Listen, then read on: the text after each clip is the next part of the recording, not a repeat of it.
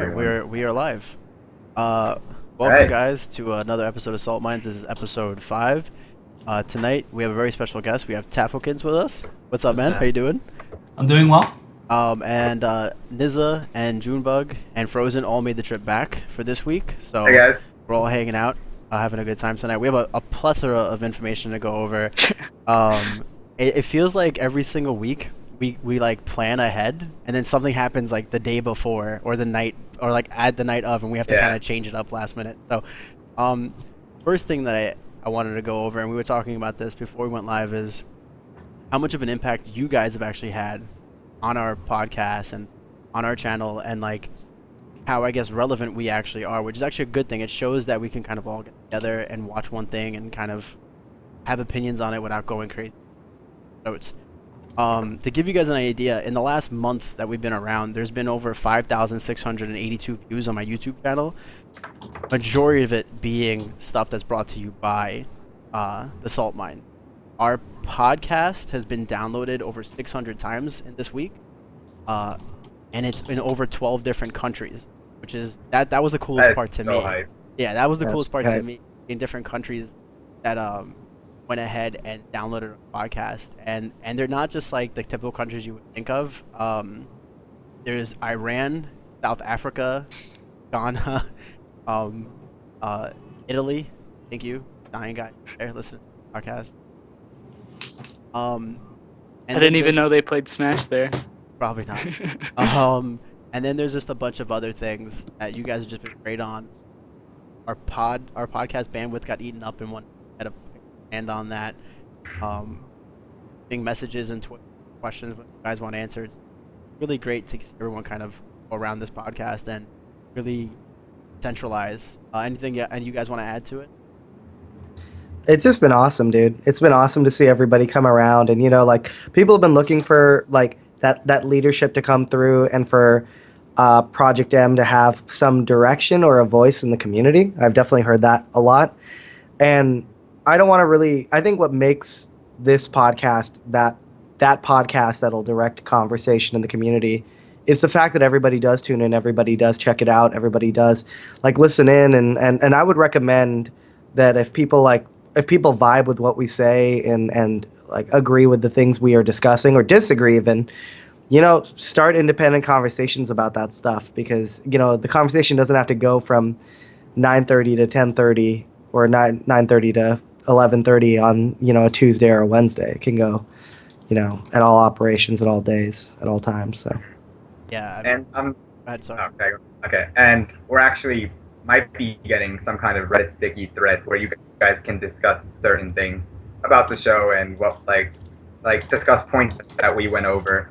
And I talked to Lunchables about it. He's a mod in a PM subreddit, so we might be getting that soon, which is exciting. Not gonna have anything. No. I mean, I think you guys touched on it well. Like, this is just pretty much to direct the flow of all the Project M controversy and conversations that have been happening recently. And a lot of people have been saying, "Oh, the PM community lacks leaders," but this is an attempt at that. This is just one of those organized discussions that you can watch and then take outside of the podcast. Just like discuss the points that we bring up and let us know if you disagree with us or agree with us. And overall, this is for the community. And I think it's really nice that we've been reaching a bunch of people. And I want to clarify something. It's not always going to be a drama cast. It's not always going to be about. I mean, it will always be about the predominant issues facing the PM community and the Smash community at large. But we really hope to put all of these great minds together that we do, and start talking about the metagame, start talking about who's strong and who's not, and really like get into the depths of the metagame and how it's evolving as well. So yeah, we gotta have more lighthearted topics. We try. It just doesn't ever allow for that sometimes. And one thing that I'll really hit on is don't be afraid to come around, whether it's on social or through our Twitter accounts or Reddit. Just hit us up and ask those questions that maybe you didn't get to ask while we're live, because we'll get to it. Like we enjoy this. This is kind of what we're here for. So without doing that too much, let's jump right into it. So we had a whole entire list set up, and then it kind of got shooken up a little bit by this news on Twitter, where Evo and I know it's not really PM related, but it is something we touched on last week. Evo just announced that Nintendo is choosing the stage list for Smash 4. It has an impact on the stage list and how it gets selected. Is one way to say it.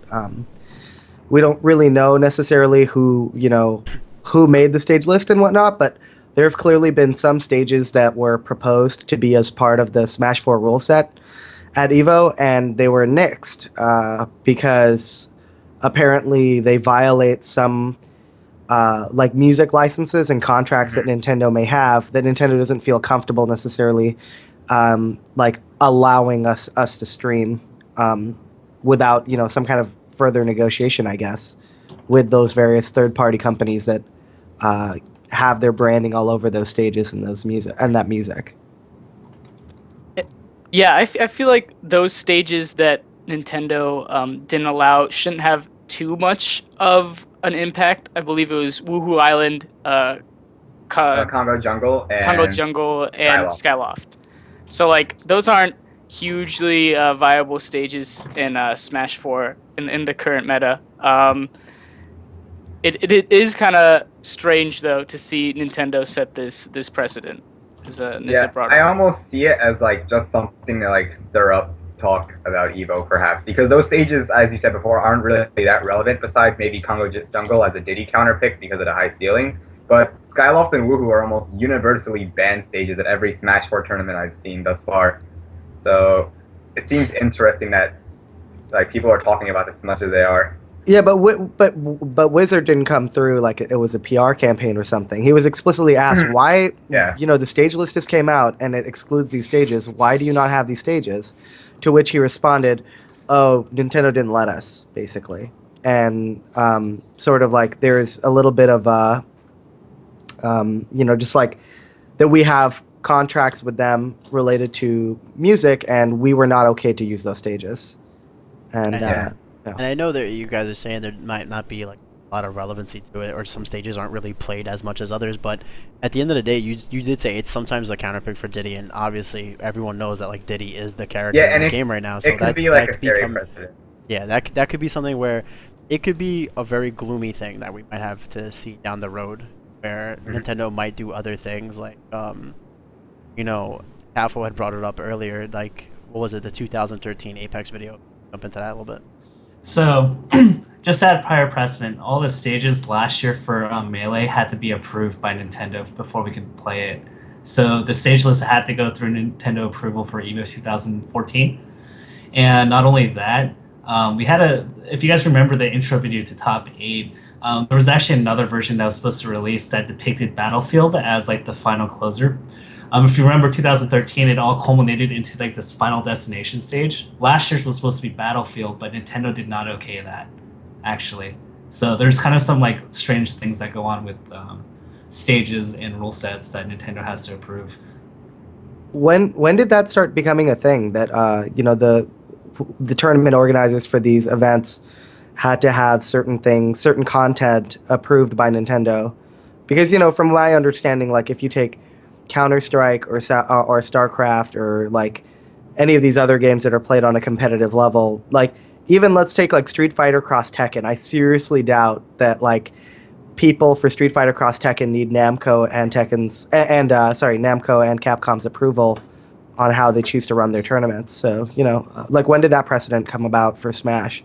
I think it's more like company philosophy. So if you look at the streaming policies of Blizzard, who makes StarCraft, or League of Legends, Riot, and Steam, they all have a blanket statement. They love that people are doing this. Nintendo didn't catch on to the streaming thing, and in order to protect their intellectual property, they preemptively said, no, you can't do it. So they have a kind of a different philosophy because they're unfamiliar with the competitive territory as much as a Blizzard or a Riot or Steam would, or a Valve.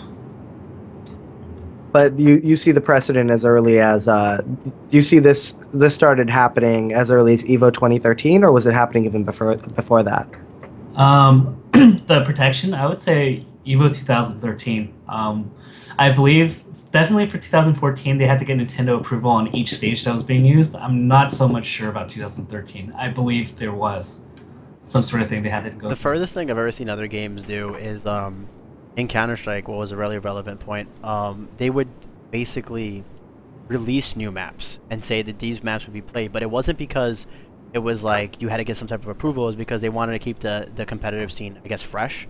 So by releasing custom-made maps, the teams that you've seen play on the same maps over and over again would have to get accustomed to something different and have to learn it, and you kind of see like what strategies were built upon it. It wasn't really like this situation where it's like, well, you just can't use it.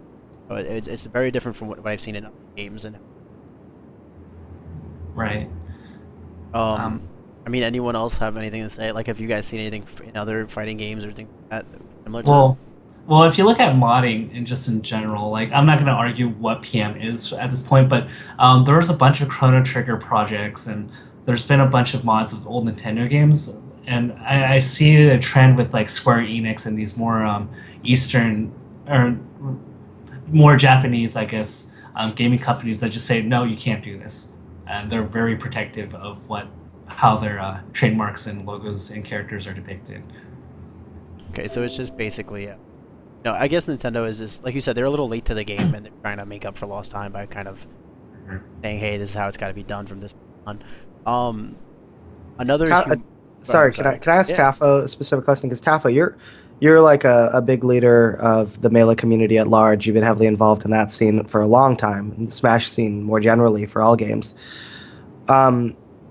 What I know at this point, you're probably numb to things like this because you've had this is all kind of brand new news to us, but it's not brand new news to you. But do you ever wonder whether in this case it seems a pretty understandable, although we would argue overprotective maybe measure by Nintendo to deny these third-party stages, because I doubt Namco or Sega actually gives a shit, right? Yeah.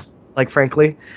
But do you ever worry or think about what the slippery slope is of where this might lead, as far as like Nintendo having an impact on tournament rules in relation to, and using kind of like their control of their own content and their own intellectual property as like the leverage? Okay. I think back when the stream crisis happened, I think that scared everybody, mainly because it's like now we can't even play at Evo. Like, does this mean we can't stream at all? Like, is Twitch out of the question? Is YouTube out of the question? And that actually put a panic in, I believe, all the communities back in 2013. It's going to be weird, and I think how we just kind of promote as much as we can is just say, like, here's our competitive scene, like, here's like the passion that we have for your games, like, here's the content we're producing. And I think a lot of Melee people, or people in Smash, all Smash even, really just create content in a way that it shows Nintendo, hey, like, we're a good thing, please don't cancel us. Yeah, I think Smash exists in an interesting realm because Nintendo regards it as a party game, as well as, well, now they're trying to make it a competitive game. And other fighting game companies, they've had lots of time to deal with this, and they market their games as fighting. And when you have this sort of dissonance with Nintendo, where it's casual but it's also competitive, then you get this kind of weird control where they think that they know what seems to be best for the competitive community, and obviously they don't. I mean, we've been doing this for a while. We know the meta. We know what stages should be selected, and I think it would be a dangerous precedent to continue to allow them to shape our rule sets. But just to be clear, Tafo, this has nothing to do with Nintendo's potential sponsorship of Evo or non-sponsorship of Evo, right? Like, this is something this is something Evo would have had to have done, have their stages approved, regardless of whether they were sponsored by Nintendo or not, just due to the way the intellectual property claim works, right? I'm not sure of the nitty-gritty details, but the the slippery slope in 2013 was not only could we not stream it, we couldn't even play the game at Evo. That's how bad it got. Right. Yeah.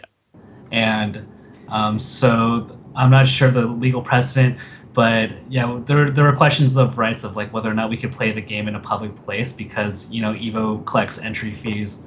The reason why Evo wants to go the official route, they ask all the gaming companies, is this okay? Do we have rights to stream? And because they took the official route, that's I think why Nintendo responded. If you stream from your own house, I don't think Nintendo's gonna like specifically attack you. But it's because Sure. But what about an MLG or an Apex or any group that has like the large scale pull or impact? Evo, it sounds like what you're saying is they're proactive about crossing all their T's and dotting all their I's, and that might have led to them losing some autonomy over their event.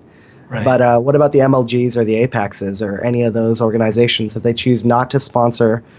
Is this kind of a thing where they gain more autonomy by not being sponsored or affiliated with Nintendo in situations like this specific situation, or do you think no matter what, like they will have to have stages approved and things of that sort?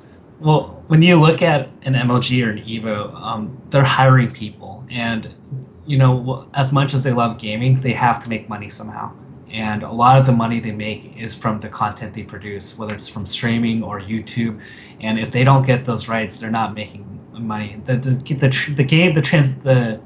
TOing in event game has changed significantly, and you have to brand out and you have to make money off the videos and the streaming. They play a large role because if your stream gets numbers, you get the sponsors, and the sponsors give you the large money. So if they just simply say no, we don't want the Nintendo support, then they could pretty much kiss all their revenue goodbye, and so it's a tough position for them.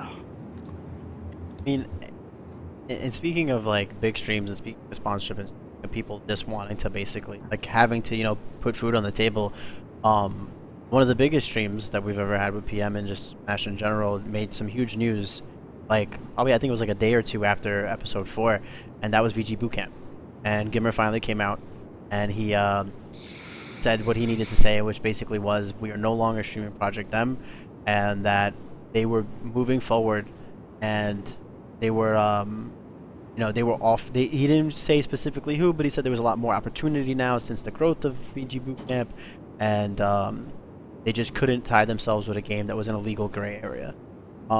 This is probably one of the bigger things that has happened, not because it wasn't something that we probably didn't see already coming, but in some ways it's kind of like you just want to hear the bad news already, get it out, get it off your chest almost, and just kind of move on and dig through, and now you can finally, I guess, start not like a healing process, but a recovery process where you're just kind of like, okay, where do we go from here? And I think there's one element of their statement I just want to say that I think you might have missed, Messi, which is that they did also imply that this was partially done for the benefit of PM, that basically they didn't want to contribute with PM becoming so large that it would put the project at risk. So yeah, that was also and what would basically happen is it too big.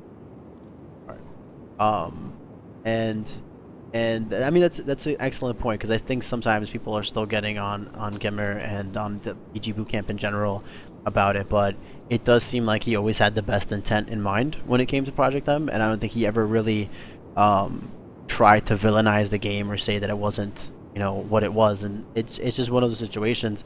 One of the ways that you guys responded really big was you guys were everywhere. From what I understand, pretty much every tournament that streamed that week had larger numbers than what they were used to. Yeah. And posted up new highs, new peaks, more followers. If they had a sub button, more subscribers and more donations toward these streams. And it's definitely a step in the right direction.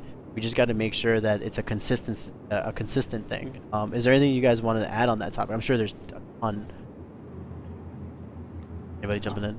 Come on, June. No, June was gonna say something. Yeah, So, VGBC is ultimately a business, and Calvin is one of my friends in the community, and I respect his decision from a business standpoint. If he wants to get those higher sponsors, namely Nintendo, because that would be the most substantial to have to remove PM. Like that would be the only real sponsor that would make you do something like that. But this is all speculation, of course. But if he wants to get those sponsors, then he has to drop PM, and there's no other way to do that.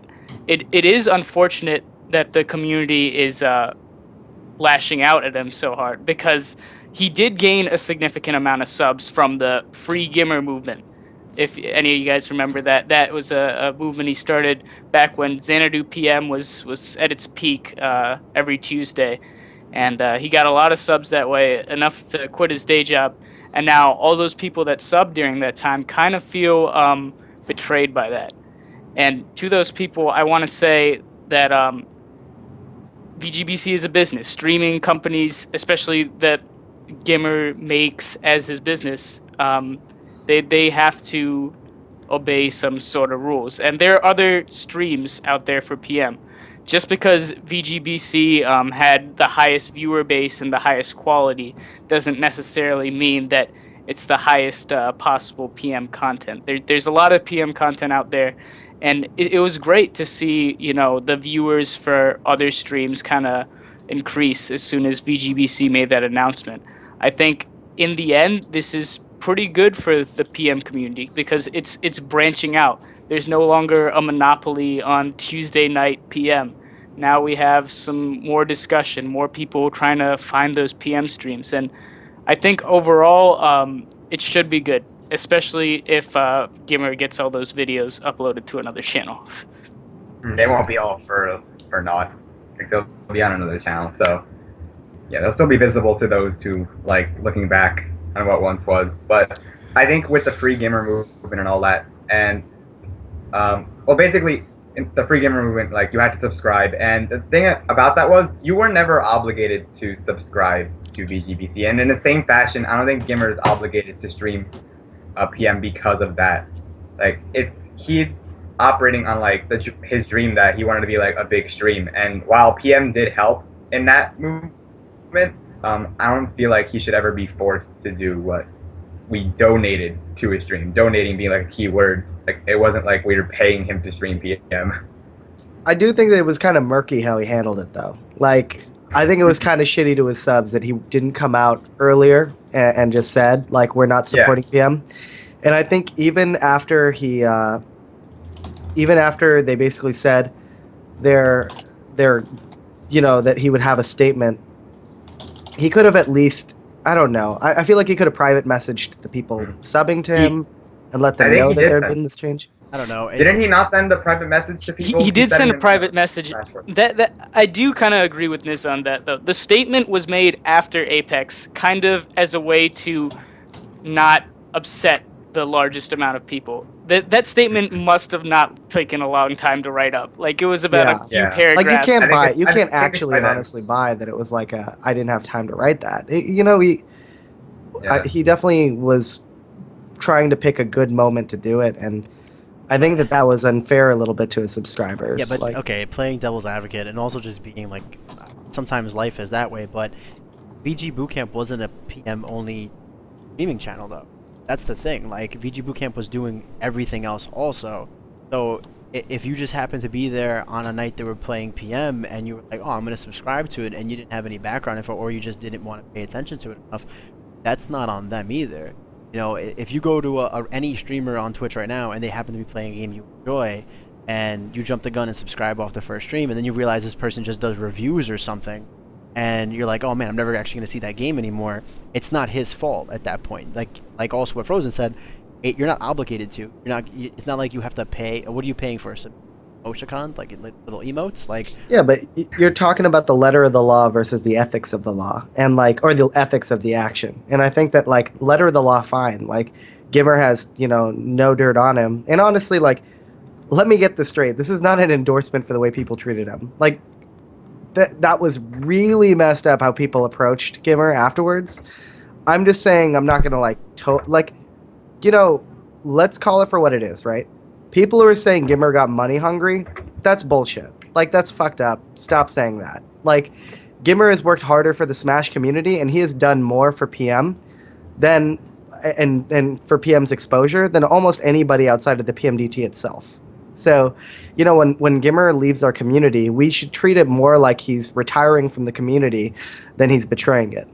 Do I have issues with the ethics, though, of like how long it took him to make a statement when a lot of his subscribers were clearly subscribed expecting PM footage, and it essentially the only reason people started getting an inkling was because Beast 5 videos weren't being put up on YouTube quick enough. Like that's that's a little bit that's dicey to me. And I do think what you touched on was smart too. Just the fact that when someone leaves the PM community, there's too much focus on the fact that they left the PM community and not enough focus on what they've done for the PM community.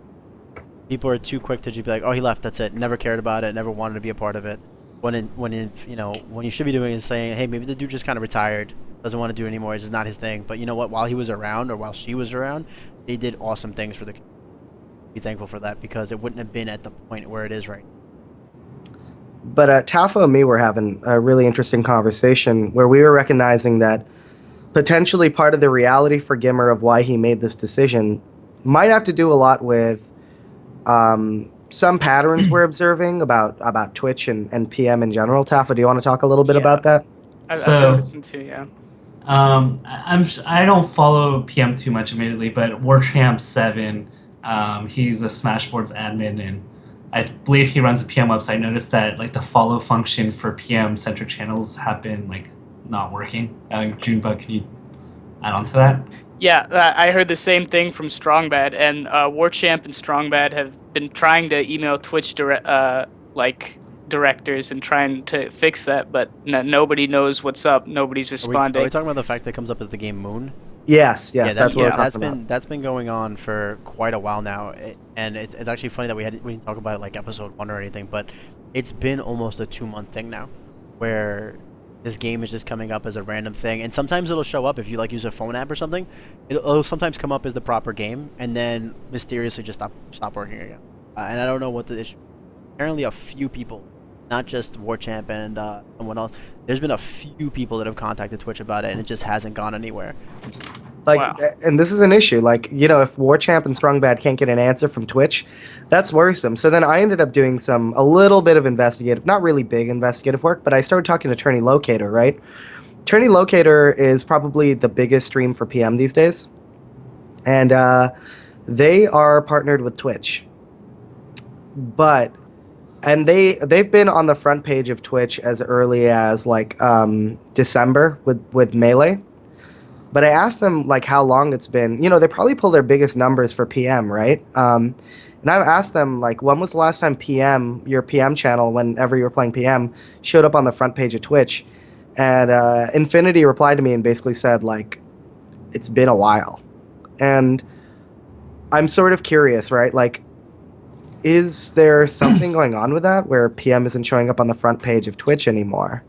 Or like if that's a thing, then maybe suddenly Gimmer choosing not... If Gimmer requires his channel to be on the front page whenever he goes hard on something, and if every time he plays PM it can't be on the front page, let's say he's running like a national, right? That has Melee and then doubles and then PM on stream. That suddenly means that he can't have his entire stream on the front page. Suddenly, like, it's not just a small amount of money for a Nintendo sponsorship that Gimmer's chasing. It's the entire infrastructure that he's spent his whole entire life building up. So, I don't know, it's something concerning that's worth talking. Yeah, and I really hope that problem gets fixed. Nobody seems to know why it's occurring, but we can make some dangerous speculations. But until we get an official answer, we don't really know what we can possibly do about it. Yeah, unfortunately, like, even though like I have some like separate information too, like unless it's a solid source, we can't just throw it up there. Like, I'm waiting for it. Like, I'm waiting a week or so to get a more solid grip on what I was told, but until then, like, it's that's one of those frustrating things where it's like you have so many conspiracy theorists out there, and you're just like, oh man, could be true, could not be. But yeah, it definitely hurts to have. It's hard to get stream attention when you're not listed, or when you're listed under a game called Moon. Like I don't, Yeah. Go ahead. Sorry, I was. I like that. No, just go ahead. You gotta be confident on a stream. Yeah. No. Yeah, man. Think just... about the MP3 listeners. What are they gonna see? I was just mumbling. I saw something on my phone. And, Oh, geez, June. Do you want to read your text out loud to us, Toon? You want to share that with the rest of the class? Wow, you guys have sounded like exactly like teachers right now. It's messy. Just Oh, geez. The weird part for Jake is he actually still has teachers. Yeah, I was Wow. gonna say the weird part for Jake is like this is every day. It's like this is something I can totally relate to. So, Nap time, Jake. do we Nap time. go into the main topic of the night? Jump right into it. Yeah, I think I'm ready. sure. I Everyone think so. ready? It's a natural segue. So we're talking about how hard it is sometimes to become, and well, actually get together and finding streams and whatnot, and I guess what's even harder than that is being one unit. The idea of one unit, and this, like my Twitter exploded with the hashtag one unit after the Sky Williams post, after the Apex got finished. Everything was about one unit. When Zero posted on Reddit about the ridiculous fact that he basically mixed in with boot hands from Melee at X, like everything was about one unit. And I guess the question is, trying to answer, what the hell is it? What's this idea? Like, what is it supposed to be, and what is it really? Because what is it really, in my opinion, is nothing. Like, it doesn't exist. It's a situational like scapegoat. Like, when something goes your way, it's because of the one unit. It was great. Like when you need it, when you need to bail it out, it's like you called the bad signal. Oh guys, we need the one unit. But then when that other side that helped you and bailed you out needs that in return, it's just non-existent. Tafo, do you want to talk about it? I think like I feel like the misdefinition here is a lot of people that are more new to the community, and I think they take like one unit as like if you're in the Smash community, you have to dedicate like exactly 1/5 of your resources to each game, and if you're not, then you're not one unit. And I think it's like frustrating because like I would not expect you guys as like, let's say random Joe on the street says, I like PM a lot, I'm going to enter a tournament. He should not be expected to play the 4 other games or support positively the 4 other games, because I feel like if you're not in that position, it's like, oh, you're not really one unit.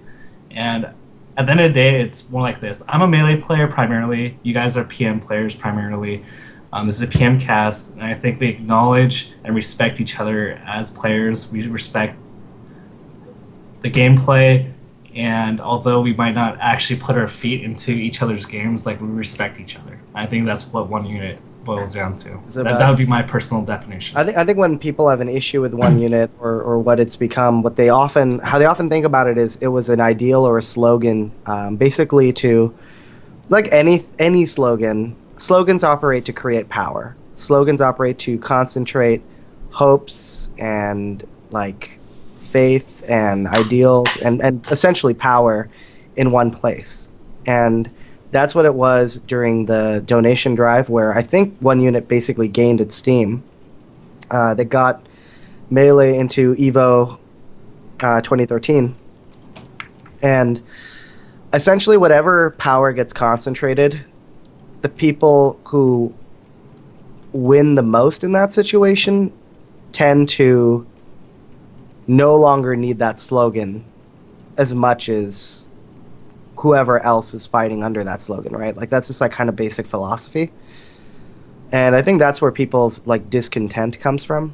But it's interesting because like without one unit, I like, would Melee be at a tournament? Would Nintendo sponsor a tournament if Smash 4 didn't exist? Would Nintendo sponsor a Melee tournament? I think that's an interesting question. I think it all snowballs and it helps each other. Like, I think what people have to realize is that if I help you, that's also in my best interest. Whether or not you care about another game, you helping another Smash game also it aligns with your best interest as well. Yeah. If that makes sense. Sure. And like, I think Melee players are the most greedy in that regard. Like, I apologize because, like, you know, Brawl people donated $10,000. I'm pretty sure, you know, PM people donated a lot of money too. And to ignore that and say, haha, like, you guys suck, like, go do your own thing is not the right way to go about it. Likewise, I don't think Smash 4 would be at EVO this year if Melee didn't get in the year before. Right, that's true too. That's very true too. But here's my question then for you, Tafo. So like, what I know a lot of Project M players feel is that when it comes to the whole one unit thing is there's a lot of cynicism, and the reason why there's cynicism is because what you outlined is completely true. Believing in one unit is good because believing in one unit inevitably will indirectly benefit yourself. You know what I mean? Like supporting other people's Smash games theoretically benefits yourself. But what we saw when the Apex news broke out is that suddenly that no longer became a reality because for the first time in the history of the Smash community, a popular game was being punished because it was being popular. Because it was popular, essentially. Yeah. And so suddenly, like I know what I felt post Apex, post the announcement, was like I was like, wow, this is fucking bullshit. And then I really thought about it, and I was like, okay, you know what? Maybe it makes sense. But what made me really mad was that other people weren't mad about it. You know what I mean? Like that, like for a lot of people, they were like, whatever, it's not a big deal. Like, at least our game is getting sponsored by Nintendo, or at least something's good is happening for our community. And there wasn't really like a sense of, hey man, that really sucks for you. I'm really sorry that happened. But like, you know, hopefully it'll all work out in the end, and you know, like we'll keep tuning into your streams, and we'll keep benefiting you guys, and we'll keep trying to put together grassroots tournaments or anything like that. It's just like like PM just kind of faded in the shadows. Right. Yeah, when it was Melee versus Nintendo at EVO 2013, we were all about that one unit. But as soon as it was PM versus Nintendo at Apex, it all kind of fell apart. I was up in arms on Twitter that day. I was mad. I was getting in so many arguments with people. I forget who tweeted something. It was like, yeah, the PM community deserves this for being entitled or something. And I was like, how can you say an entire community is entitled? What have we done to deserve that kind of criticism? You know, I wasn't, yeah. And it is frustrating because there wasn't like a fuss about it. There wasn't like a why are we being left out? And there was a survey done recently about Apex and about like what your thoughts are on it, and quite a few people filled it out. And two of the most interesting things was the fact that one was that Smash 4 and Melee viewers really do not want to share a live stream together. Over 76% of people that took the survey did not want to see Melee and Smash 4 on the same stream. This is almost a 1,400 responses survey. Like almost 1,400 people filled out this survey. So 70% is a major part of like the visible community. The second part of it was 62% of the people who don't want to share the stream with Smash 4 say they have no problem sharing Melee along with Smash 64 and Project M. Now, what's crazy is if 62% of people were okay with it, and they included the Project M into the actual survey, where was everyone before the tournament even happened? That's a big chunk of people that attended Apex that were okay with sharing with something else, which obviously had an interest in either Smash 64 or Project M. And no disrespect to Smash 64, I'm just going to assume that it's probably more relevant that they're talking about PM, and no one came up and said, hey, this is probably a problem. Another thing is, and this is something that was really interesting too, 75% of the Smash tournament attendees and 79% of the Smash viewers began in the last 2 years. Now, obviously, that's going to be a little skewed because there's a new Smash game that just came out. A lot of people are playing that for the Wii U. But that kind of gives you an idea of the guard's changing a little bit. And we can't constantly be reliant on these old familiar faces. Like we were talking about earlier, like with the whole Gimmer thing. Someone else is very capable of stepping up and filling that void, because look how many people are new to this scene and new to these games, and that's this in general. Melee and Omni just released an article how to get into Smash 64. Like, people enjoy that scene. People enjoy Smash in general. But just rounding it back, yeah, it's frustrating to see how many people would love to share the stream with 64 and PM, yet no one said a thing. And it's kind of like that friend that's like, yeah, man, I got you back, and then all of a sudden, like, something happens, they're like, oh no, dude, I was over there, and like I didn't really catch what happened. Are you good? Like, I don't really know. And a question I have about that is, are they okay with it being a secondary stream, or like actually sharing it as a main title like Melee and Smash 4 had at Apex? Because I feel like you'd get a lot of different answers if you just threw in that one keyword. I think that might be a little skewed because people may think like Smash 64 and PM would be like a secondary game, and if something like Smash 4 was like sharing a stream of Melee, I feel like the people that are like devoted fans of that particular game will be kind of angered, maybe, that another game might be eating up like an equal amount of stream time. So that's something like I'm thinking about. Yeah, I think a lot of that survey, like, I think if like Apex was a 3-day thing, I think less people would have had to. Less minded Smash 4 sharing the stream, but just because of all the circumstances that led to like a 12 a.m. final, I think at the end of the day, people are past like when we look at PM before Apex, I think the individual person's gonna be like, well, like it's either that game or my game, and I'll choose my game. Push comes to shove. Yeah. And it's unfortunate that that you guys were placed in that position, but I'm just trying to play a little bit of devil's advocate to see like why they would think that way. And I think when people say, well, we'll share a stream with you guys, I'm not sure if they really understand, like, would Melee players at the end of the day really be willing to say, like, I'll start my finals 2 hours later for PM? And if you asked it that way, I'm not sure if 62% would be accurate. Sure, yeah, that it's idealistic. I mean, the answer is like, I mean, the question is phrased as, would you be okay, right? Like, would you be okay with? Which is kind of like the lowest bar. Yeah, you don't have to like it. Sure, I guess. You okay with the side of fries? Sorta Sure. not mind, like... Yeah. So I think to an extent you're right. Like, it sort of skews the data to bend that way. I still think that the big thing is how many new people were introduced to Smash in the last. I think the fact that 76% of people don't want to see, or whatever, was it 76% don't want to share? Don't want to share with Smash 4. That's I think also that a is big deal. substantial. I mean, Tafo, you're basically implying that you think this is maybe going to be a blip at the end of the day, because like if there are enough well-run events from here on out, that won't be like a big concern anymore, and that number will drive down to, you know, whatever, 10, 15, whatever we consider to be like a normal level.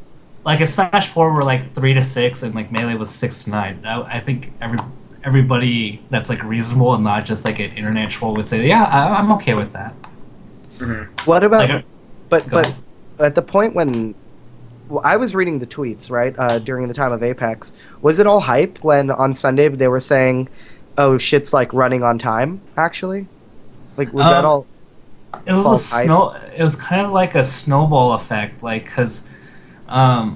Like it was both games like kind of running late because Smash 4 doubles ended late, which in turn led to Melee doubles ending late because King was a big part of that bracket. Mm-hmm. And then I remember in turn, that, yeah.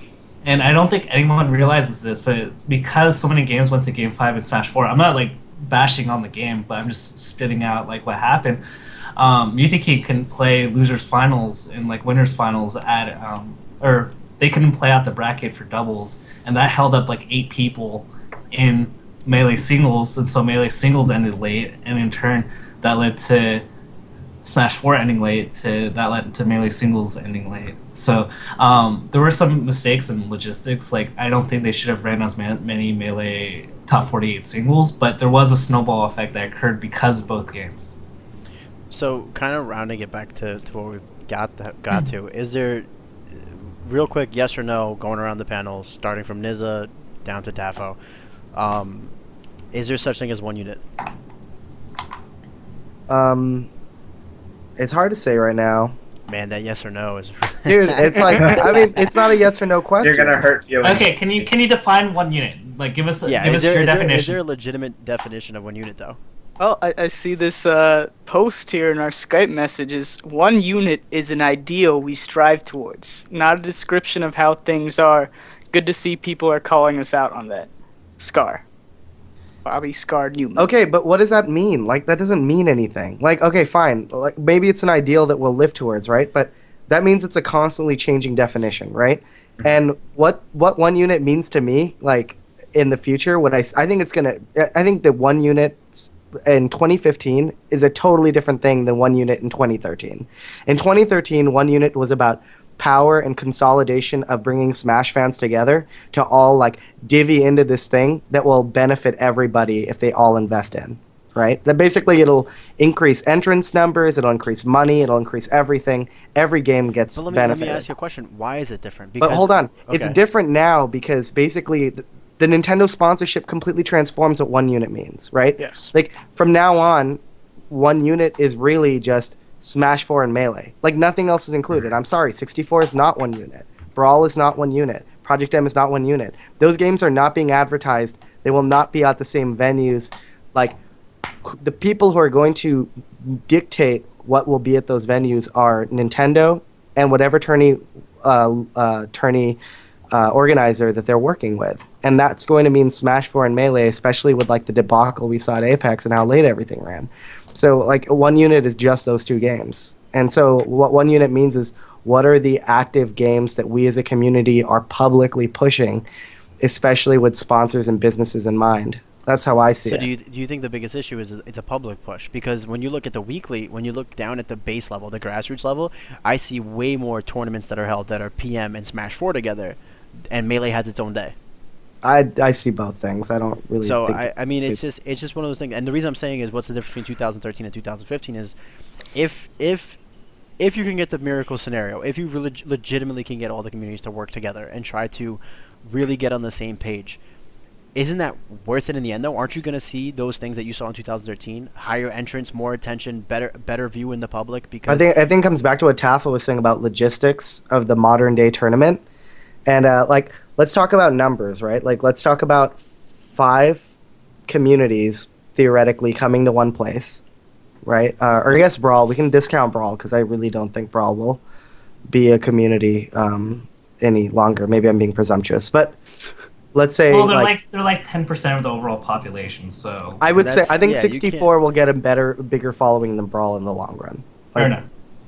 So let's take all of those people, put them in one place. Let's plan out singles and doubles for, at the very least, Melee, Smash 4, and PM too, if PM was going to be there, right?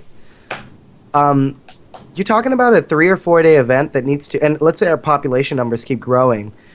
You're talking about a 4-day event that needs to sustain 2,500 people at minimum, right? Like 2,000 to 2,500 people at minimum. That's what Apex was trying to do. And from every person I've heard from, Apex was going to fail miserably at that if Twitch and Red Bull hadn't pulled them out. And I don't even mean the snow issue. I mean, like, if they stayed at the original venue, they would have been screwed trying to host them. Yeah, Red Bull's pull-out game is pretty strong. Yeah. Yeah. Dude, water was dripping on Gamer's equipment. Oh, that's my God. But, like, my point is that if weather wasn't even an issue, like, that hotel would have never sustained 2,000 people, from what I'm told. No, absolutely not. And that's, like, one of the first things. Like, people that were getting there the night before were like, where are we fitting these people? What's happening? And that's on a lot of people. That's not just on the venue. That's, like, a lot of people needed to kind of say, this is not going to fit. And who knows? Maybe it grew too quickly, and they weren't. It was a kind of an unprecedented thing. We weren't. I don't think people were like, "Oh my God, we're gonna cap." Like, it just kind of happened, and you're not really ready for that. And then Smash 4 hits up like 900 people, and then you have another 400 or 500 so people between Smash and between Brawl and 64. So I think Apex is actually a great thing that happened because it's a learning curve for those TOs that are kind of on the on that cusp of doing national level stuff and doing regional level stuff, where you're like, okay, whatever you think you're gonna get, it might be better rather than like saying it's gonna underperform. You better start getting ready for the opportunity that it might overperform, because the numbers have been growing and they've been growing pretty steadily. Okay. But I think my overall point, because it got lost there, was that with these logistics, like stacking up all of that money and requiring like that many people in one place and needing like those massive venues, if you need sponsors to sustain that kind of growth, then PM's out the window, right? And so if PM is out the window, like if you need someone like Nintendo or Twitch or any of these mega companies that have these investments to be able to even run national level tournaments, which are all going to be like massive now if it keeps growing at the rate it is, then there is no one unit. Like, or at the very least, one unit is only Melee and Smash 4. So at that point, it's kind of an outdated term. And to like add on to that, like you look at events, and I've shopped around a bit, like Plague is the perfect example of this. Runs Pound 5, his actual estimates of growth were conservative relative to Pound 4, and he didn't meet those numbers, and he went financially ruined. Not only could he not pay the prize pool, he went ruined on a personal level. Like he had to clear out his entire bank account to like pay off like the debt that was owed to that hotel. And I don't think people realize that. And if you put like, let's say I'm a TO, I ran like Apex or Big House, I'm not doing that. Like if I have to prepare for 3,500 people for 3 days, that's almost 6 digits that I'm accountable for, $100,000. And if I'm off by like 10% or 20%, I'm going to be in debt $20,000 out of my pocket. Jesus. Yeah, and I don't think a lot of people realize how big of a deal it is, because you guys were talking about this on the Facebook chat as we were getting ready to get the episode up, and it made me cringe hearing about some of these stories, because you feel so terrible for these TOs.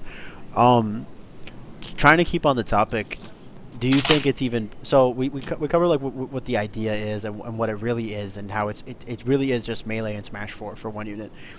Do you think it'll ever get to the point where another game could be joined in there and it actually could be a one unit kind of thing, or is it just something where now are we better off kind of, and Jake brought this up before Frozen brought this up before we even went live, are we better off just going our own ways? Like every game just goes their own way, because we don't really, like, everyone's got different goals now. We're trying not to get arrested by the popos. Like we trying to be okay with that copyright infringement. But then you look at Melee, and they're at the platinum age. They're doing their thing, and you can't get mad at them for that.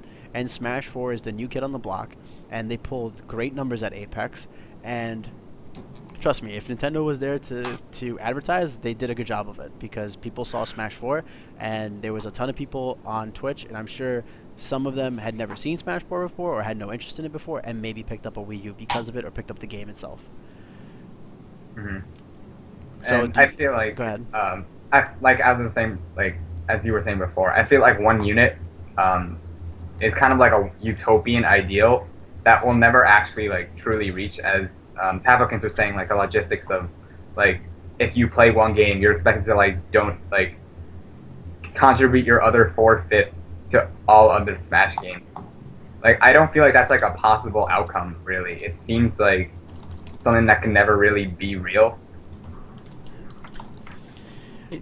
It's pretty much theory craft at this point. Yeah. Like it's hard for people to enjoy and support other games when everybody wants different things from their games, and they want to support their game, and that's fine. Like if I'm a PM player or a Melee player, then I should be focusing on Melee and PM. But the main thing I'd like to see from this whole one unit talk is just respect for the other games. Yeah. Despite how different they are. I mean, some of the engines aren't as competitive as others. I don't want to say that. They're very different, at least from 64, Melee, PM, Brawl, and Smash 4. All have widely different engines and different playstyles and different people who enjoy them. And there's a difference between actively supporting the game and not downright bashing the game. Like I'll tell you what, yeah. Sorry, go ahead. The end of Apex Smash 4, that was bashing. That was people chanting Melee, people just wanting that to be over. That was like one of the most discouraging things. I've been. And the same thing happened the year before. The same thing happened for Brawl. Yeah, when Nairo won, that was like they started using Melee chants. It was downright disgusting. I know it's like a vocal minority. I don't blame most of the Melee scene, but like right. That just felt grimy and awful to hear that, especially when Nairo was like. He should have been like he must have been so happy, and to hear people chanting for like not him after he won was pretty sad. And I can't imagine what he would have felt. I think it's about respect, and I think it's ultimately about it's like what does the title FGC mean, right? Like why is fighting game community a concept? It's a concept because again, like consolidation of like power of united peoples, but the other secondary function of it is to say, hey man, if you play Street Fighter, you might really like Marvel. So like, let's revive our arcade pastime and keep it forever kicking and flourishing by like regularly making it almost a political slogan for us to try each other's stuff, to always be open. And I think that's what One Unit is actually going to mean. It's going to stop becoming a political slogan, and it's going to become more about like a value. Like, this is a value for our community. And the value is play each other's games, always try each other's stuff. Like, push yourselves, because we all are kind of like engaging in a similar activity, and there's no other game like Smash. Like, it doesn't matter if it's called PM, doesn't matter if it's called Brawl or Melee. There's no other game like the one we play. So be open to it and support it and respect it and appreciate it. But you know, like, it doesn't all have to be at the same place at the same time all the time.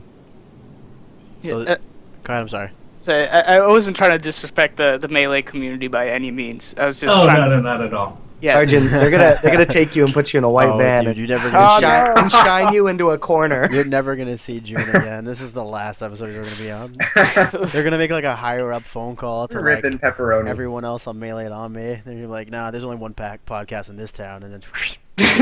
I mean, I think what's good is like now there's like something like being built up, because it's like you want to talk to a Melee figurehead. It's like, oh, okay, that's Scar or Prague. And I think one of the big issues I had with Brawl last year was a lot of us actually want to help free Brawl, but there was no figurehead during that time to go to, because we're not going to start your own movement for like PM or Brawl, but like, you know, if there was like a central figurehead of Brawl players but last year that said, here's what we're going to do, here's our game plan, then we would like, okay, we support that. And likewise, with you guys here at PM, it's like, okay, if Salt Mines becomes a bigger thing, it's like, okay, now we know who to turn to see if they need support. Or like how. But to be honest, that's why VGBC leaving the game is kind of good. Like, to be honest, like, let me just be real for a second. Like, it sucks that there were like six. Isn't that I'm gonna be real. What you're about? That's what I'm about. It sucks that there were 6,000 people watching PM now, and there's only like 1,000 now that are watching it every week. And yo, mad love to everybody for tuning all of the PM events that happened last week, because like Smashing Around's got nearly 400 viewers. We never do that well. Like, it was really sick. So I mean, like, keep showing that love. But now that VGBC's out, like, all of the Smash, one of the detrimental aspects of One Unit is that all of Smash inherits the same, like, it's like D1 is practically like the Walmart of the Smash community, or Scar is like the, you know what I mean, like the Target, or like like all of the mom and pop opportunities for new leaders to rise up. Like, they kind of get stifled under the weight of like all of the bigger, more established names, all the bigger and established streamers, the bigger established like TOs. So, you know, like, you can. I've seen like a huge myriad of opportunities open up ever since PM has like gotten back into the grassroots. And, you know, like, maybe it's not such a bad. The one thing I would love for the PM community to become is to go back to the glory days of having 400 people at a national. That would be sick. But do I miss like having VGBC or any of these other like streamers?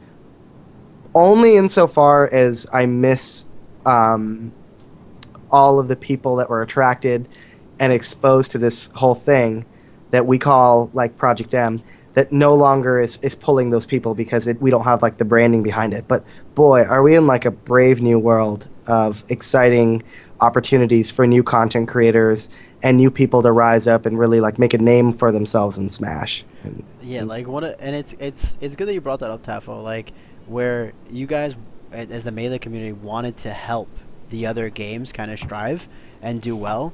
But at the same time, we can't expect you guys to also do that work for us. That's our responsibility as a community. And I remember when I first ever got a hold of Prague, he was like, first off, really great person, but it was right off the bat. It was like, okay, if you need me to retweet something or you need me to do that, no problem. I'll get the word out. Like, I obviously, he's got like a cajillion people that follow him, and I'm just like me, my 5 fingers, like the gang's all here. But like, they're like, everyone is really open to supporting it. Like, I've been in contacts with like Wife and stuff, and Wife was really cool when we had to, you know, like Wife wanted to be on, was like, but I don't really know much about PM, but like, keep doing what you're doing. Like, there's never been someone that's like been like a douche and like just been like, nah, dude, I don't want to be a part of that. They've always been very supportive, and we're talking about how great the stream numbers have been across the board. Like, there's 150 of you guys right now watching a douchebag host, 3 douchebag co-hosts, and one really nice guest. That's like, Hey, wait a minute. That's the Hey man, Arjun guys is a are pretty stand-up cool. guy. That's Arjun the is a stand-up that's the format guy. we have. That's messy. That's the format we have. It's 4 douchebags and a nice guest, and it's been working, and it's great. But Was Oracle not a douchebag? Or oh, was you know that what? just- That's a great Okay, that was the one episode we had 5 douchebags. But unless there's anything else we need to add about the 1 unit thing and about where we're going in that direction, I think we should open up to Q&A and start getting. Well, this before we closer talk about wrap-up. Q&A, we got to talk about some other big news that happened, which is that Shots Fired hit its player cap. Oh, yeah. We have to do upcoming events, then Q&A. Right. Yeah. I just Yo, host, so this whatever. is a big freaking deal. Like, Shots Fired, 3 weeks before the event even happens, it hits its 250-person player cap, and they can't raise it any further because of, like, fire code stuff, which that is a good sign for PM, guys. That is a really good sign for PM. You know, we're talking about a $1,000 pot bonus. And I know that MDVA is showing up, Texas is showing up, New York is showing up, SG, New England is showing up. So, how can we make a crew bracket happen? I really hope a crew bracket happens. I want there to be a hype crew battle tournament. We got Sora Like and a- Spaz coming for sure, and Poob, and some good Connecticut players too potentially. Like So a New England curly will represent- mustache. Like, have you guys seen that? The curly mustache battle royale. It's like a Marvel tournament where they just like each region just plays against each other. It's so hype. We should do something like that. I think that would be mad dope. I would love to see. I don't know if it would be.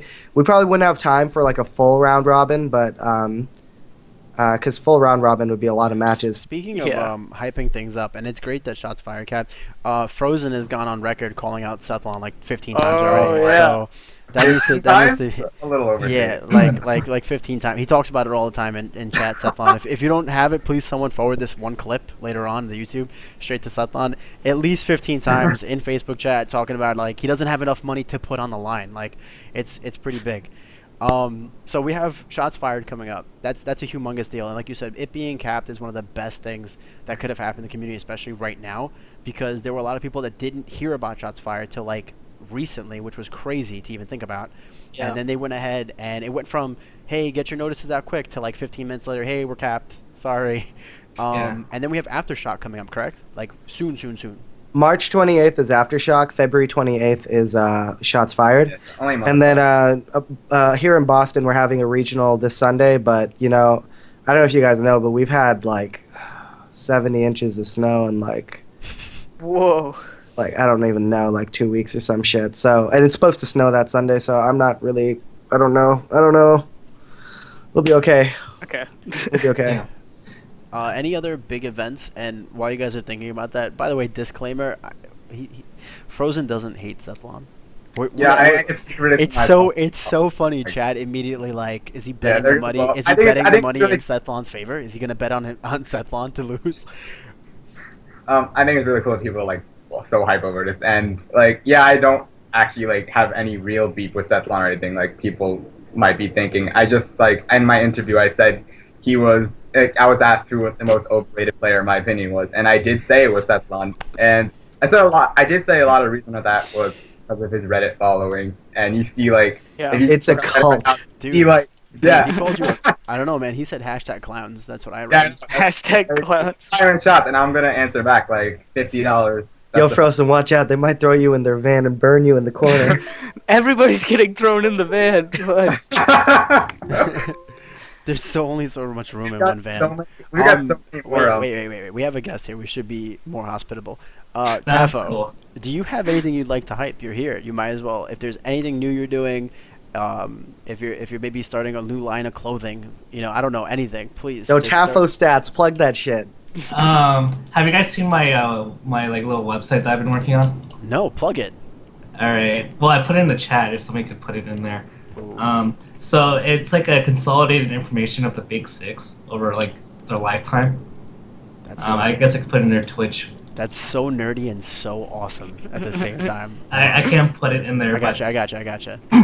But I guess I think it's exciting times because it's like, some people like the grass is always greener in certain ways, but like if you were to like start content creation in League of Legends, it's so saturated that you probably can't get your foot in the market. Like, Fact. but if, Yeah. like the reason why like I'm prominent is because I started blogging like 2 years ago before like esports became a thing, and that's how I got big, or quote unquote big, or whatever. I guess my encouragement to you guys is first, you guys are the forerunners of PM, which means that you guys have an early voice, and because you guys have an early voice and you guys are being the early leaders, while it's still not as big as it could be, you guys by default, if you guys continue, are the leaders of PM, and you guys dictate a lot of the direction of the community. I already feel the power. Okay, so that's number one, and that's how Prague got so big. He started the social media trend before everybody else. Yeah. He was an innovator. He and D1 were innovators. Scar was an innovator, and that's why they are where they are. And secondly, I think this is a kind of a challenge. This is something I talk to Riot guys a lot. I talk to their esports department, and I always ask them, like, why are you guys so successful? How are so many people interested? And they just say they built narratives, and they find ways to get people to care about the results, about the players, about the games. And my challenge to you guys is to not your inner circle of PM players. You can't assume that everyone knows as much as you guys do in terms of not just the gameplay itself, but like who does well against who these little rivalries, who's like upward trending. Like nobody outside of PM really knows that. And my challenge to you is to flesh out those narratives, these storylines, these players, these rivalries, so that a universe beyond PM players can care about your game. The reason why I say that is because in Melee, top 8 of Apex, every match had something at stake. And you were, whether or not you were aware, you were probably emotionally invested in some sort of way. Like you were emotionally invested in Mango versus Laughing. You're emotionally invested in PPMD versus Armada. Yeah. You're invested in AMSA because commentators and players, myself, and everybody has built up these storylines to make you care about how well they did. And hopefully, like, you guys can do the same with PM, so that you guys can draw a larger audience. I thank you, by the way, because those are really kind words coming from you. Yeah, man. Thanks, dude. And you're 100% right, because if you guys have never seen me before, there's a reason for that. I've never been involved before. I don't know. People are like talking about like I'm a 2.6 kid. I'm a 1.0 kid. I'm like borderline 3.5 kid. Like I don't know much about those things, and it's actually kind of cool because I'm the same way I've done my homework and I really try to do my best to get this information. I'm learning the same way I think a lot of our viewers are learning about what's going on and all these great events that are going on and kind of the trials and tribulations that the Smash community has gone through, and then building up toward it. I got into Smash years ago because I met people like D1 10 years ago at a little internet cafe in New York City and at Web2 Zone, and it was me, D1, Reno. I think I met PC Chris one time, and like G Money, Hack, like all these people were there, and like I didn't know who they were because at that point they weren't anybody. It was just dudes playing Smash, and it, PM kind of revitalized that feeling I had all those years ago at like that internet cafe where it was just like, dude, I want to meet all these people. I want to meet everyone. I want to play Smash for everybody, and it's such a unique feeling. And yeah, I think that's definitely a great goal for us to make sure we keep it. And I hate the term dumbed down, but it's also keep it introductory. Make sure everyone feels welcome here, not just the people that are hardcore veterans. Tafo, I got 2 questions for you. Yeah. Why One. are you so good looking, and why are you so good looking? Boom. There it is. Only question needs to be asked. Number one, as the man behind Tafo Stats and clearly the most data-driven man in the scene right now, which of the Sinister Six is going to have the best year in 2015? Okay, so Sinister Six, I like that. This is really tough to say because you have to look at the sample size too. I would actually have to go with Leffen, just with the recent. Yeah, I thought you'd say that. PPMD, like he did win, but like you have to realize all the sets were really close, and he doesn't have a large sample size either. I'm not sure how much he's going to play. Yeah. He's taking a 2-month break actually as we speak. Oh, really? Yeah. If you look at the trends of Leffen, I'm not sure if you guys looked at the website link. His 2015 numbers are amazing. Yeah. His only issue is Marth, and he beat Mewtwo King. And so if you look at last year, like his crutches were like Mango and Mewtwo King. He solved those. Against Armada, he's had a really good run lately, and so I don't really see him having any bad matchups. So I say Leffen. And the second question would be, when are you taking your next $1,000 donation from Massachusetts? And who is it going to be from? It's I think it's New England. So I was actually scheduled to play Slox in a $500 money match, but because I was supposed to do the analyst desk, I felt that my schedule was going to be too busy to do at Apex. Aside from the fact that we also didn't get scheduled. Gotcha. Wow. So the plan B, I'm actually going to be paying for half of Slox's flight to a tournament called I'm Not Yelling in NorCal, and my terms are, I'm not sure like if he's able to. I'd pay half his flight, and I think I'll do a $250 money match. Okay. And I think those are reasonable terms, but 20XX is also affecting him, so I'm not sure if he's able to come. The carpal tunnel. Yeah. Dang. But Slox plays Falcon, right? No, he plays Fox now. Oh, he switched? God damn it. Another one bites the dust. All right. So with that being said, I think we should open up to Q&A. And if you guys haven't done Q&A before with us, just at MessyNYC or at anyone else on the panel, so it lights up for them and they can see the chat, and it's easier for us to read those questions. And we're going to go ahead and just try to answer a few of them. We'll probably do about, I guess, 25 minutes of Q&A, so this doesn't bleed too long. We're trying to make this episode shorter, but it just never works that way. Yo, Messy, can you also check your Skype chat? I can't, because then it'll screw up all the... Okay. You know what you guys Are you, should do you talking next shit time? to me over Skype? You could message me on Facebook.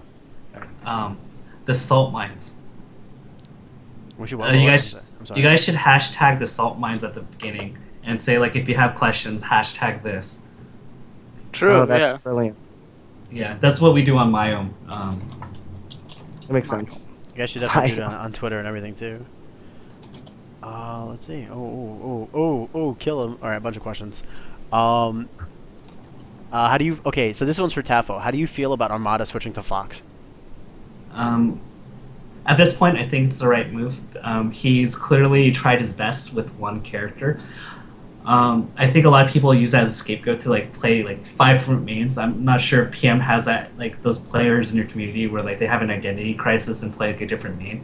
But clearly he's done his due diligence, and I think it's okay for him to move on. I think he's still going to bust out Peach, so I'd consider him a dual main. Okay. What about Amza? Do you think Amza's performance...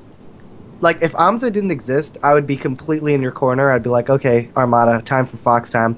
But after seeing Amza do what he did, I have to wonder if Armada really has pushed Peach to the limit or not.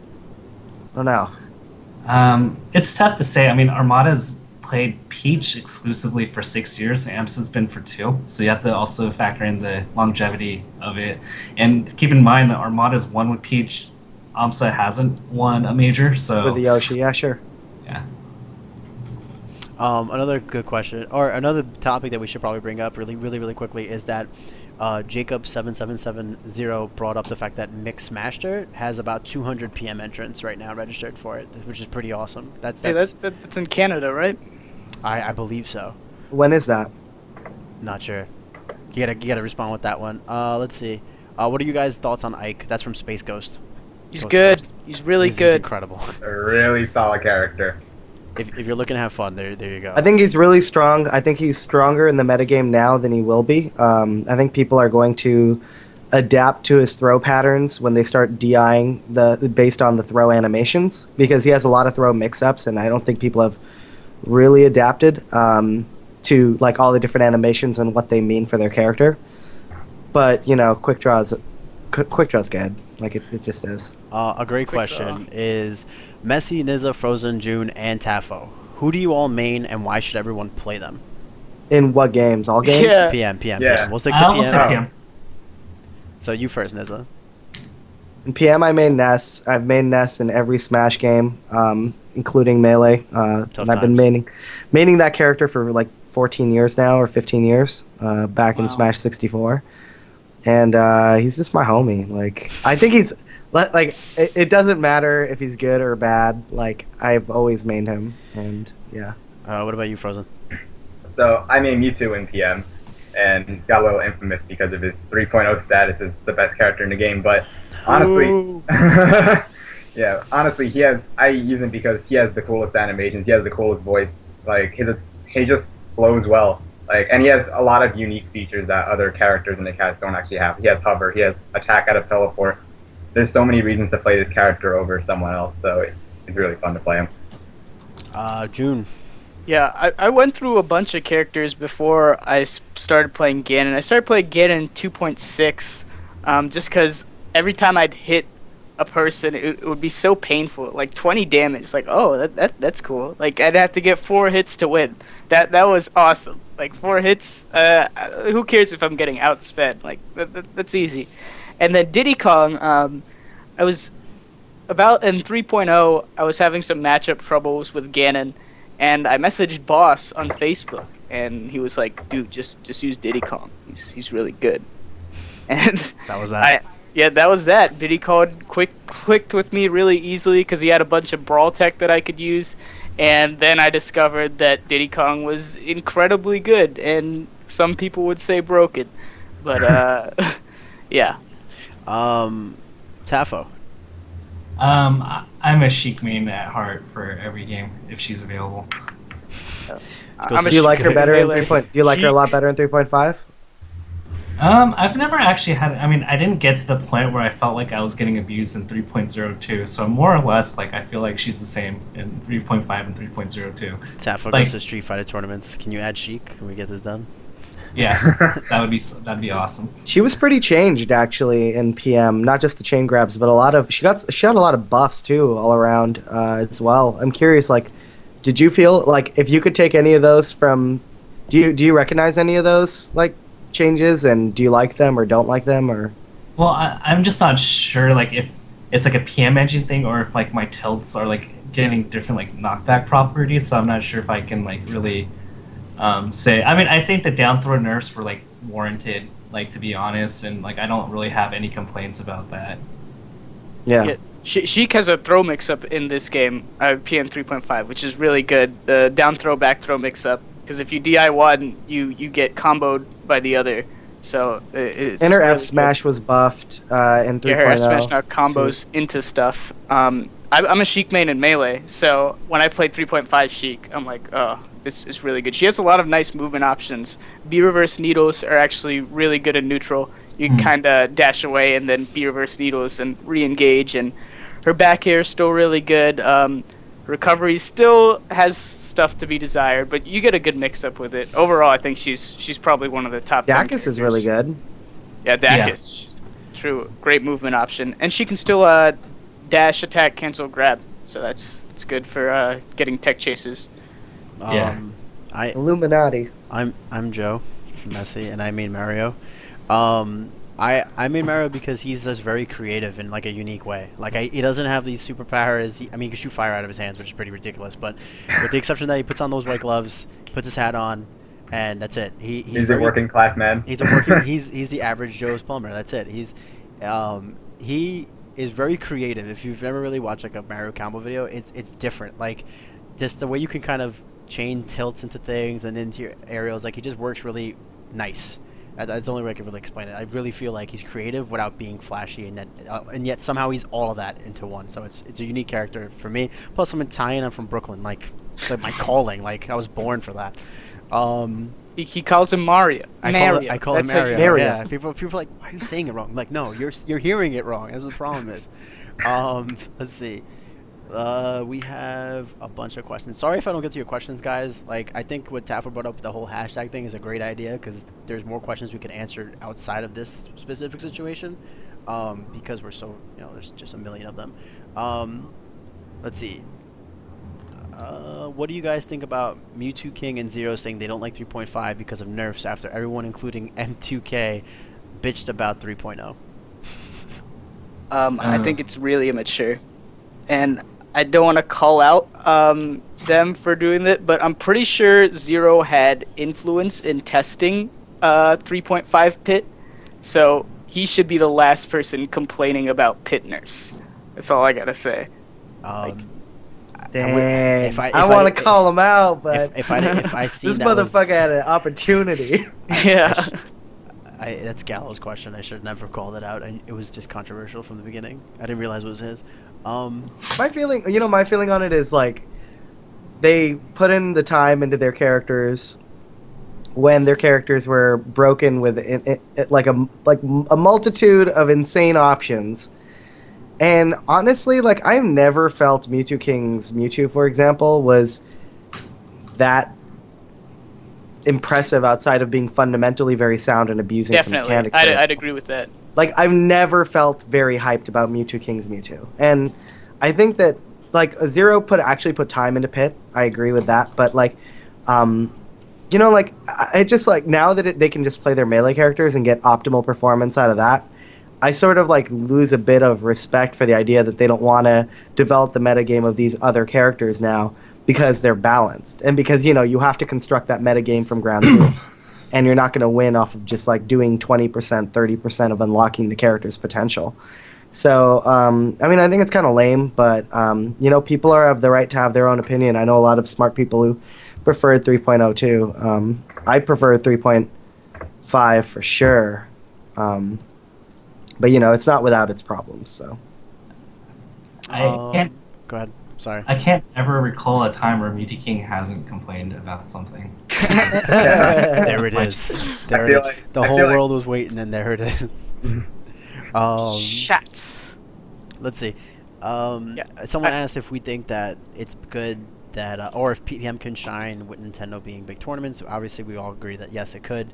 That's kind of why we're all here. Hey, if Shots Fired wasn't capped, how big would it have gotten? I'm curious about that. Like, listen, we may not get to the Evo or Apex 1,000 plus, 2,000 plus entrants for our game, but I don't really feel like I need that. Like, I would be so happy if we get back to having 500 people at PM events or 400 people at PM events. Like, I would have been happy with that growth. I don't need it to be bigger than that. You know what I mean? Like, no, I can see where you're coming from. As long as we have a national scene, as long as we have connected communities, as long as we have people pushing the metagame, playing better, and as long as we have good people streaming that stuff and creating good content, what difference does it make if you look at the red number underneath the stream and it says, 5,000 instead of 10,000? Like, ultimately, what difference does it make for you if the entrance level is 400 versus 1,000? You're going to play a bunch of people. You're going to have a good time. There's going to be incredible competition on the way to the top, and there's going to be some amazing play. And I think we can get back to that, like, no doubt. I'm not saying I'm happy with the way things are now, but we have something to look forward to. We have somewhere, a direction to grow towards, and you guys really showed that last week by showing up in all of those streams, and it's really pushed a lot of us to up our game as content producers. And so I hope you guys tune in and stay tuning in, and hopefully we'll have more success stories like Shots Fired. A question from D is basically, do you feel the community has gotten closer than it has before because of the VG Bootcamp decision? My opinion, as of right now, I categorize it as knee-jerk reaction until it's a consistent thing. Like, as much as I love how much you guys have been turning out and you guys went to different streams and went to different tournaments, well, if you don't do it next week, that's just a knee-jerk reaction to, like, we've got to get together, and then an immediate reaction to that being, I don't want to do anything. That's just how I look at it. It has to be consistent or else it doesn't matter. You know what's crazy? GR Smash? Yeah. It mainly started doing, the channel only started 5 months ago. CC. But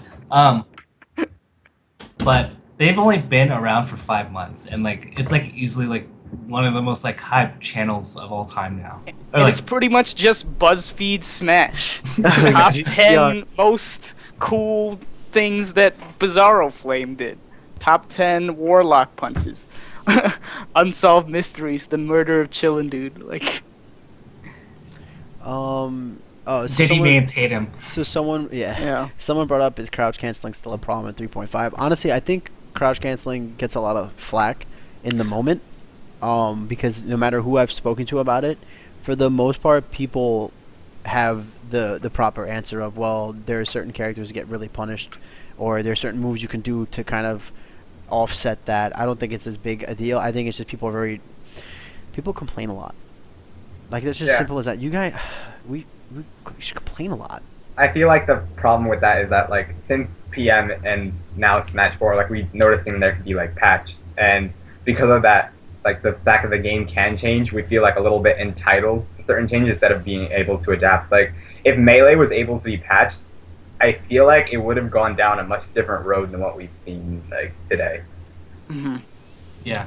Oh yeah. I mean, I think that just comes with patching. Just complaining just comes with patching, and that's just one of the things we have to deal with. And it's a unique situation to us because not other.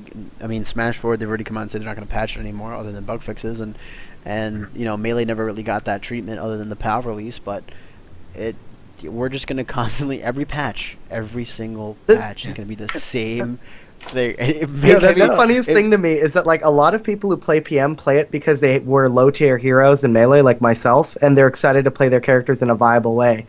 I've been grinding like maybe 7-8 years in Melee to like do anything, and so I get into PM and I see all these new toys and I get really excited. So it's kind of like a weird out of body experience to hear people complain and bitch about stuff when like, you know, I was trying to figure out how to deal with the fact that my character like didn't have smash attacks. Like, you know, he had auto-canceled dare frames, and that was about all he had to bring to the table. I just can't believe how people still get mad over patches, because like for the most part, people that I've seen in my stream play other games. They play League of Legends, they play Dota, they play Counter-Strike, they play all these different games, and those games have patches, and you'd think by now they just get used to it and say, you know, this is the patch, this is what's going to happen. Here's a question for you, Nizza from Arrow. Are you the best Ness? And if so, he's gonna say yeah. Have you not met this guy?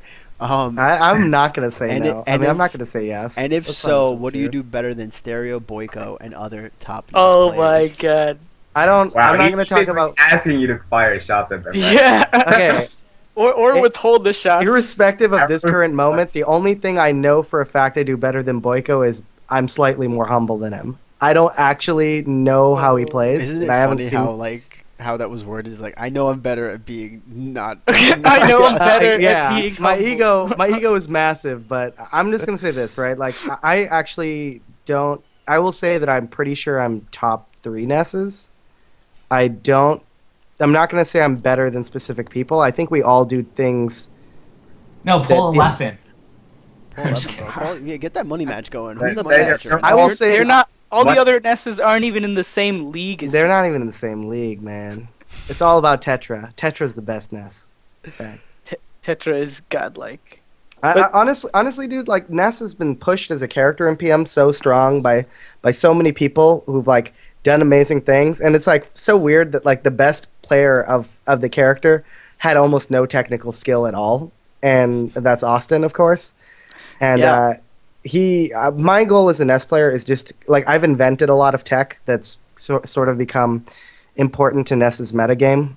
But I think overall, I just try and incorporate a bunch of stuff from everybody. So I beat Sturkid in a money match. I don't know. Oh, he's the best. I'm the best. Going back to the topic of nerfs, like I feel. I agree with you, Messi. Like, the Smash community in general is just really poor with dealing with nerfs. Like, in League, in Street Fighter, they all have to get used to the character. No, they're all equally. They're all bad. They're all bad. You're right. Everybody hates nerfs. Everybody's going to complain about nerfs. The League community for anything. Well, man. Here's the thing. Like, gamers are younger. Like, they didn't grow up with like Nintendo, where the Mega Man bosses kill you in like 3 hits. There's spikes that kill you in 1. Like, now you play like Mario or something. You die enough times, it does the game for you. Like, Galaxy 2. I agree 1,000%. Like even you grinded it out for 6 to 7 years. You didn't like go like, oh, I'm losing, cry. Like, but I think like the gaming culture of like newer players, like everything is spoon fed to them. Like they didn't grow up with a Nintendo where they had to blow on the cartridge, suffer through like unreasonable game design and like try to figure it out. And you know what's crazy? It's not that's not like something that just happened.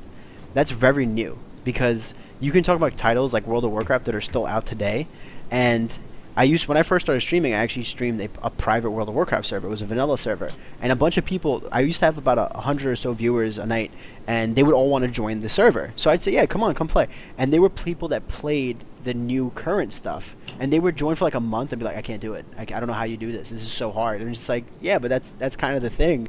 And it's funny because you're 100% right. It's kind of like everything's kind of, they want it on a plate with the fork and spoon right there. You just got to cut it up for them. Here you go. Here's your buff. And it doesn't work that way. Look at some of the players that I completely abandoned the game, not just their character, after a nerf. And it's just like, what? Like, you couldn't find something else to fill the void in your heart for like a few months while they do some fixes and stuff? I don't always feel like when people switch characters in a fighting game because of some kind of character change, it's not always, I feel like they're totally salty about it. I feel like sometimes, like, I'll bring up Lucas as an example, because in 3.0 to 3.5, he got a lot of, like, landing lag changes on his moves. And stuff like that, like frame data numbers, can really influence, like, your muscle memory and make you screw up a lot. And it's kind of disheartening to go through that, and sometimes it's, like, very hard to adapt to. So I'd see, like, people like Neon, like, who actually got a lot of shit in the beginning because he switched to Wolf, I believe, from Lucas. And he came out and said in a Reddit post that it wasn't actually because of Lucas's nerfs, it's that he couldn't, like, adapt as well to the frame data changes, and it just fell off to him. I have no problem with someone switching their character. It's when you abandon the entire game. That's like the saltiest thing I've ever heard of in my life.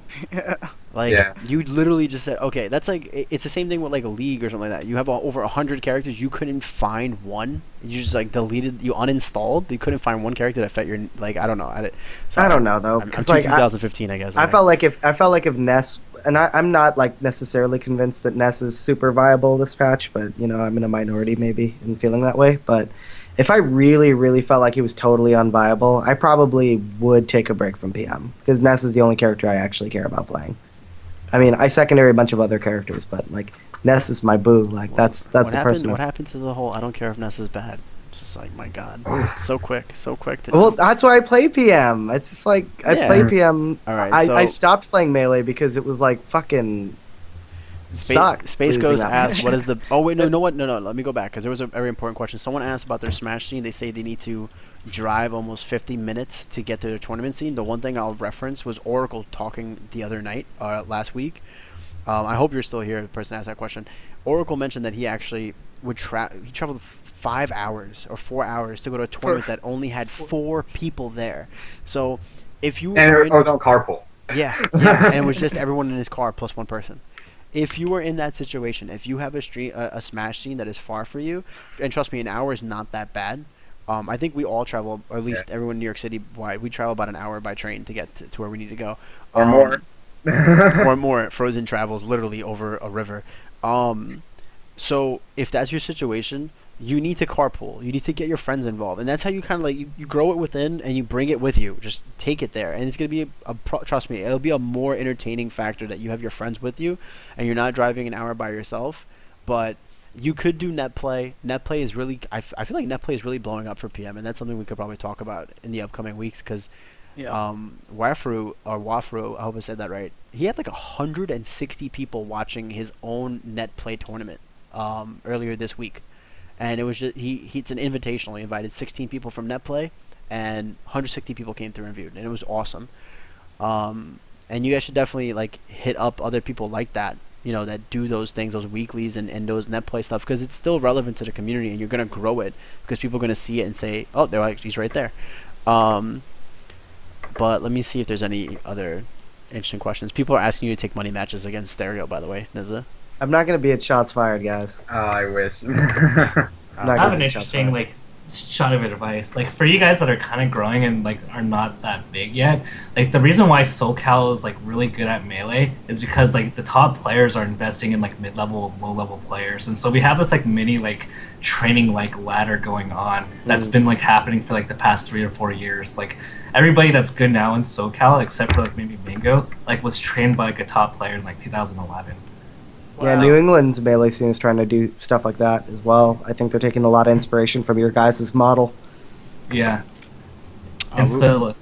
Sorry, go ahead. And so, yeah, invest in players in your own community if you want to see it grow. The player from the UK, BAP, who goes under on Twitch. He goes under Scorpion Master because he's a huge Mango fan. But I think he plays 13th at Ep.5, and he's going around. We talked about this a little bit. I think episode 2. He's going around the UK and literally just driving up and down that island and traveling to teach people how to play Smash on like an introductory level and to get them to be better. And then he said he wants to expand it and come to the States and also like meet new people and teach them how to play Smash. And that's exactly what people need to do. Is if you're in that area, I'm not saying you have to travel the world, but definitely you want to grow it within your own community, and it'll lead to bigger things, which is what BAP is trying to do, which is pretty awesome. Is the PM community, these wants a straight answer, is the PM community getting closer together, kind of? I think they are. Yeah. Maybe, yeah. We'll say yeah. They kind of made it easier to answer, I think. Is it kind of, sort of, maybe getting closer do together? You care, kind of, sort of, if you... I'll say this. Like, I think that the upper... Like, we've talked about this before, but, like, I mentioned how before... The only visibility of players that people had in the broader PM community, which was much bigger than it is now, that's the one big hit, is that the broader PM community has kind of shrunk. Their visibility was only on this like top small percentage of players, which is like basically Apex's top 2014, top 32 in 2014 entrance list, the people who made it that far, and then like a select handful of names who sort of carried all the clout and attention of the entire community. And that's breaking down now. Like a lot of smaller names and mid-sized names and names from different regions like Stereo Kid and stuff are starting to draw a lot of attention. And that is ultimately an amazing thing. But so I'd say it's getting more close-knit, but getting smaller. Or it's not getting smaller, but it's starting to... It got smaller. It shrunk, and now it's growing back. And it along the way, it's having a much healthier... viewpoint of itself. Yeah, and VGBC, really high quality stream, and it's been around for years and years and years. So other PM streams, they got time, and once they grow, the scene will grow as well. So right now we're in the baby stages again. We were growing really fast, and then a bunch of unfortunate stuff happened, and now we're here. So. Do we want to do plugs and close out the episode, or do we want to do more Q&A? I think we'll do one more question, and then we will do plugs and close out the episode. Let me find... There's some funny questions, but I want to find a decent one. One's basically if Ft.Tafokints knows he's doing the chew that pose all the time. But, are you doing that? Is Tafo just doing this? He was before. We can't answer how long we think until the bug fixes come out, unfortunately, because we do have someone from the... dev team with us. So the only thing that was publicly made available is that it'll be by the end of February. I don't know if that'll hold true, but that was the only word on Frozen, the streets. when is my character getting fixed? No, I think that... I mean, I think we should just touch on what Jacob7770 brought up. And it is an important thing, and we kind of beat it to the ground, but it's like literally where you have to start. Is there any advice for building your local scene? I know we already answered partly. I'm from a city of only 200 or so thousand people. The closest weeklies are 4 hours from here. We made a Facebook group. There's about 60 or so people interested in Smash, but we're unsure where to go from here. Call your local game stores. Especially mom and pop stores. Dude, mom and pop stores, like, their business model is so fucked, and they know it. Like... just downloadable games and like more access to rare titles for really cheap online has basically decimated mom and pop stores' business models, and so a lot of them are trying to turn their like business model from a product oriented one to a service oriented one. If you kind of like tell them, hey, I know no one's here on like a Tuesday night or something, and I want to hold a tournament, and you'll be able to get $5 off each person who comes. So I know it's not a lot of money, but $50 or $60 for essentially doing nothing but contributing your space would be really helpful for us. And, it could grow a really awesome relationship between you and the gaming community here, and they'll be more likely to also support your product line. That's basically what Game Underground is, and that's how Smashing Ground started. So to be proactive and make phone calls to who you think are good venues, but mom and pop's game stores are good guess. All right, so let's get to plugs and close out the show. Tafo, plugs. I don't have an outlet. Oh, Jesus. No, Jesus. Sorry, I totally froze there. It's okay. I Um, reposted what you told us about earlier. Okay, cool. Go to that site. Has a lot of information about the Big Six. Follow me at Tafokints and follow Melee on me. Do that. And that's smash4tips.com for those who are listening on MP3. Nizza, plugs. So you can follow me on Twitter at RBD the Nizza. That stands for Rad Brown Dads, just my crew. So shoutouts to them. Are any of you guys actually dads? Arjun might be. I'm not sure. We're not. No. What? Okay, sorry. I was not a curious dad. about the other As night. far as I know, I'm not a dad.